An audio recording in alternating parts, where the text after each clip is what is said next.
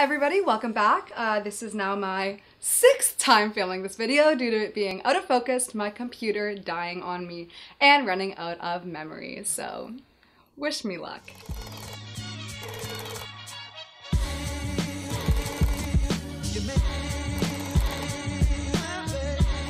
Originally I was going to focus just on what it's like being on exchange, but I recently decided to kind of switch that around to what living in Australia is like because I know more people are probably curious about that. So during my 3rd year in university, I went on exchange to Brisbane, Australia to QUT, the Queensland University of Technology, and I can confidently say it was one of the best experiences of my whole entire life. I've always been curious about traveling, I've always kind of had that travel bug, but it was what caused me to actually do something about it. So exchange is such a perfect way if you are curious about the world to go in a safe and comfortable way because you're in a place for a decent chunk of time, so you kind of make a home there. Definitely, if you're thinking about it a little bit, do it. It's totally natural to be terrified. I cried honestly every single day for like the month or 2 leading up to it. Constantly considered not going, but thank God I decided to because my life would be so much different now if I didn't go, and even though it caused a lot of things to shift and change in my life, I don't regret any of it because it has turned me into the person I am today. So as I said, I lived in Brisbane, Australia, which was awesome. I love Brisbane so much because it's pretty small, and I almost feel like I know Brisbane better from living there half a year than Toronto from living here for like 4 years because it's so small. And they have a really cool area called South Bank, which is a giant man-made beach, and it's great to go just spend on your days off or doing homework and stuff. So if you are looking for more of that intimate city feel, I definitely recommend Brisbane.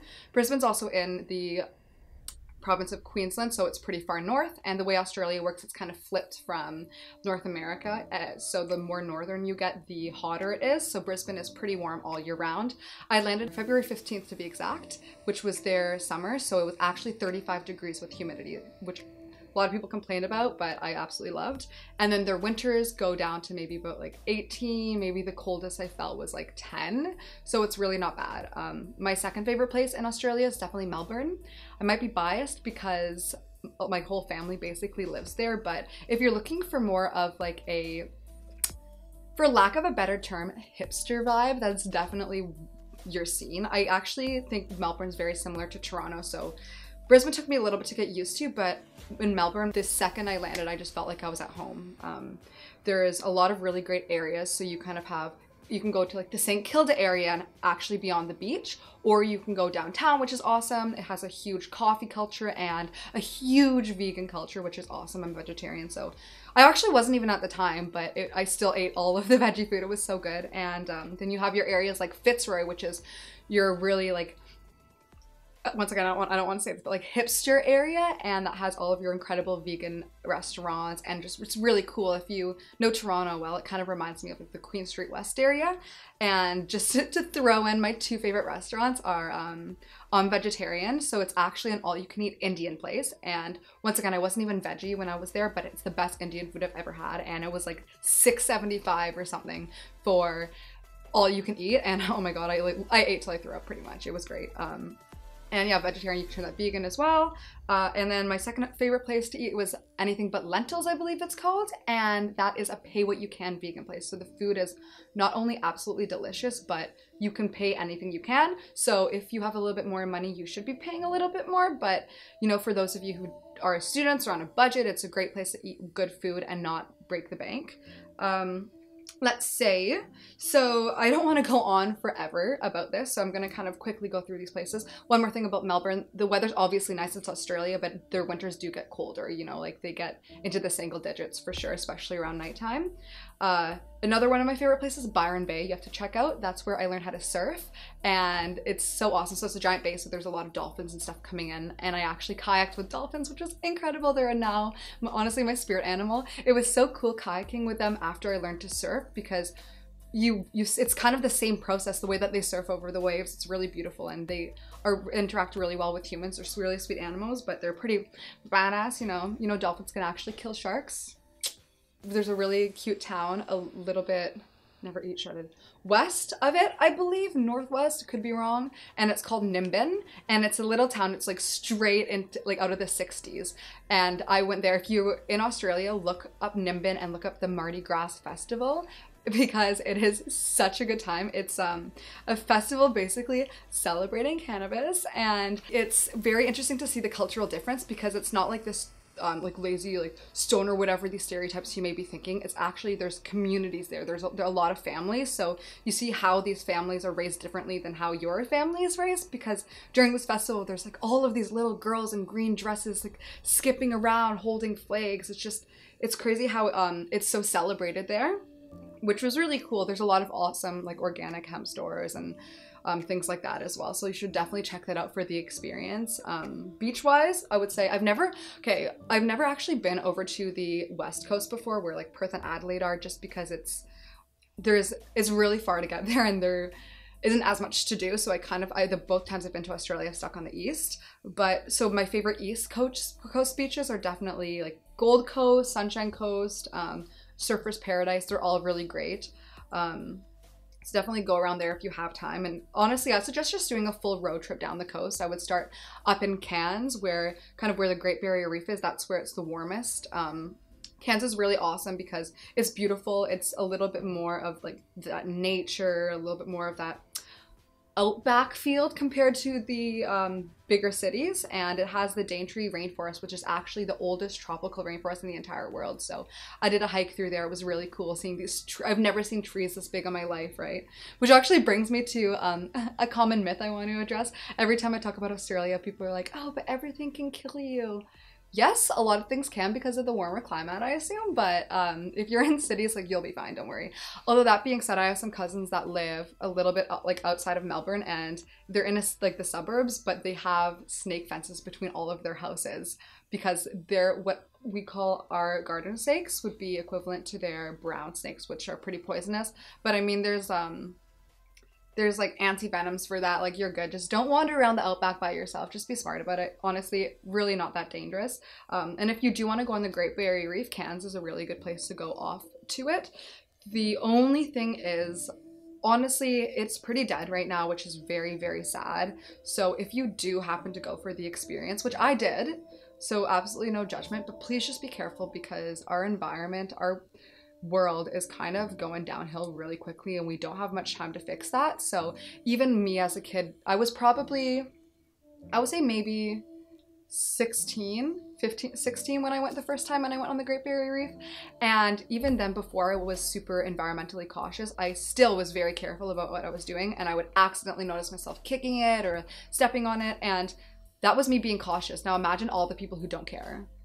Like, it's no wonder it's destroyed. So please just be careful about that. And if you do have a little bit more money, I highly suggest going up to the Whitsunday Islands. So the Whitsundays are a series of like some of the most beautiful islands I've ever seen, the most beautiful beaches. I went to Hamilton Island and I took a boat out to Whitehaven Beach, which is one of the most beautiful beaches in the entire world. The sand is fine as, like, you know, really fine salt, like table salt, like that's what the texture is, and it's white. And it's just so beautiful. The water is so blue. It is stunning. So, and the funny thing about Hamilton Island is I don't think you can drive on it. I remember us just taking golf carts everywhere. So that was really cool.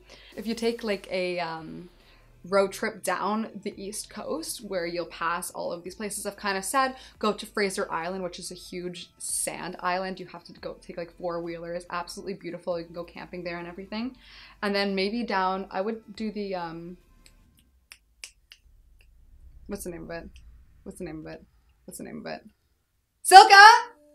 What's the name of that road in Melbourne again? That big road trip everyone does? Great Ocean Drive. Thank you, Silka, for that. Yes. So I recommend going down the coast and doing the Great Ocean Drive, and it's a little bit of a long drive, totally worth it. I suggest a road trip, and you can see all of these amazing beaches and beautiful places, and that's by Melbourne. And then you'll also kind of pass Sydney along the way. I know I haven't really mentioned Sydney. I'm sure Sydney's incredible. I've only been once, and I was younger, and it was kind of the end of my family trip, so we were bickering a lot, and I just remember being very crowded and just being excited to kind of go home. So I don't really have a great idea of Sydney, sorry, but I'm kind of planning on moving back to Australia soon, so I'll update you with my new Sydney information opinions, but go anyways for sure. Sydney does have the lockout law, so if you do like going out, just know that you have to go out earlier there, and you also kind of leave the bars and clubs earlier there, especially if you're from Europe. It'll be like total 180 from what you're used to for your nightlives.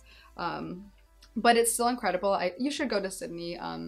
It's really cool actually walking up to the Opera House and just being like, wow, like I feel like I've seen this in so many pictures and stuff. But yeah, so I highly recommend Australia. As I mentioned, I was on exchange there, so I'll kind of like decided to like close off this video with a little exchange story. So I know I didn't really talk about any specific stories much because on one of the previous videos that was out of focus, I told some stories and it went on for literally 20 minutes, and who's got time for that? But one of my favorite memories / most traumatic was I was hiking through Leamington National Park, and we wanted to go on just like a short hike in the sun. Like it was me and my friends and we were all excited for it, and next thing you know, didn't quite turn out that way. So let me read you a little snippet from my travel journal. Also highly recommend getting a travel journal if you're going out, because this one's so cute because there's actually little like things that you can put souvenirs in. Like there's my Museum of Brisbane ticket. And it'll also help you remember, because I don't know about you, but I have a horrific memory. So anyways, March 25th, 2017. If I can get the hair out of my mouth. Gross, sorry. March 25th, 2017. Today marks the day we almost died trekking through the rainforest of Leamington National Park. This is a great trail, they said. You'll make it back before sunset, they said. Well, 25 kilometers and many leeches later, it's safe to say they lied. Hiking through mud in the pitch black while Australia's deadly nocturnal animals slowly awoke their slumber and began to hunt was certainly a memorable experience. But it's okay. Think about all that cardio. At least I got something out of it, am I right? Anywho, we all made it out alive, and Marianne was certainly learned her lesson on wearing Birkenstocks hiking. So yes, my good old fellow Canadian friend from Montreal had the brilliant idea of wearing Birkenstocks on this hike, and she was covered from head to toe in leeches. And let me tell you something, like you certainly learn people's true colors when you're in a stressful situation. Like we had Marianne crying over the leeches, like my friend Julia stressing out, like yelling at me for Snapchatting because she was like, we're never gonna make it home. And there's me who just gets really awkward in situations like that and just like laughing my head off. So all in all, definitely a memorable experience, highly recommend. And one more quick place I recommend too, if you're kind of in the Brisbane, Queensland area, try checking out Noosa Heads. It's really nice. There's really awesome hikes and trails there, and the ocean obviously is beautiful as it is all over Australia. So anyways, thank you for tuning in again, and I will see you soon with some more videos, hopefully. Have a good rest of your day.